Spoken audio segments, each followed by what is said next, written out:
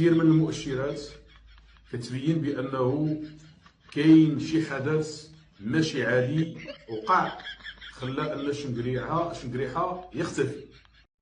السلام عليكم خوتي الجزائريين وخواتاتي الجزائريات، حبابنا باش تدعمنا وتدعموا ولد بلادك. راني نقولها ونكرر، دعموا القنوات تاع ولاد بلادكم باش تنتشر الفيديوهات نتاعنا ونستمر في الدفاع عن جزائرنا بطريقتنا الخاصه المتواضعه. اهبطوا كامل ديروا لنا لايك، الفيديو ينتشر عن طريق اللايك، كي تكثروا لنا الجام الفيديو ينتشر. ومشي خساره تشترك في القناه تاع ولد بلادك، اهبط دير لنا لايك واشتراك ورواح معنا تبع الفيديو. اليوم جبت لكم فيديو فيه قصف لنظام المخزن من الصين. مهازل نظام المخزن تصل إلى الصين، باش تعرفوا خاوتي أن هذا النظام أصبح مسخرة في كل العالم وليس في منطقة شمال إفريقيا. تابعوا معنا الفيديو هذا القصير خاوتي، دوك نرجعوا. قبل ما يحطوني في الحفره وهما يشوفوا القلب ديالي ولا يضخ الدم من جديد، العرق ديالي ولا يضرب الدم، وقال لهم واش غادي ندفنوا خويا وحيد.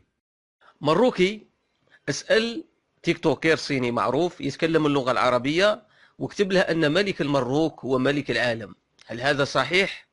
فكان رد قاسمنا الصيني: أقصف ملك المروك قصف ثلاثي الأبعاد. بس تعرفوا أن هذا النظام المروكي أصبح مسخرة عالمية، وأخباره الهزلية وصلت إلى الصين. شوف ردة الفعل تاع الصيني واش قال للبرتوشي اللي سأله. تبع معي الفيديو إلى الأخير. ملك المغرب هو ملك العالم، هل صحيحة؟ والله ضحكتني. حتى هو مش ملك لنفسه، كيف يكون ملك العالم؟ لو كان ملك لنفسه لأغلق السفارة الإسرائيلية من زمان.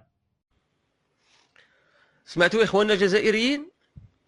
وهذا الفيديو أيضا موجه إلى البراتيش، على بالي غادي نلقاه في التعليقات بقوة. سمعتوا يا البراتيش؟ مهازلكم وصلت إلى الصين. باش تعرفوا قيمة تاعكم بين الأمم. هذا النظام المهلكي والنظام المروكي أرجع مملكة مراكش مسخرة عالمية. خوتنا الجزائريين، باش ما نطولش عليكم، هذا فيديو خفيف، أضرف الجام بقوة وبارطاجي الخوتة يشوفوا، وحبابنا اشتركوا في القناة بكم نوصلوا 100,000 مشترك. إلى فيديو جديد، والسلام عليكم ورحمة الله وبركاته.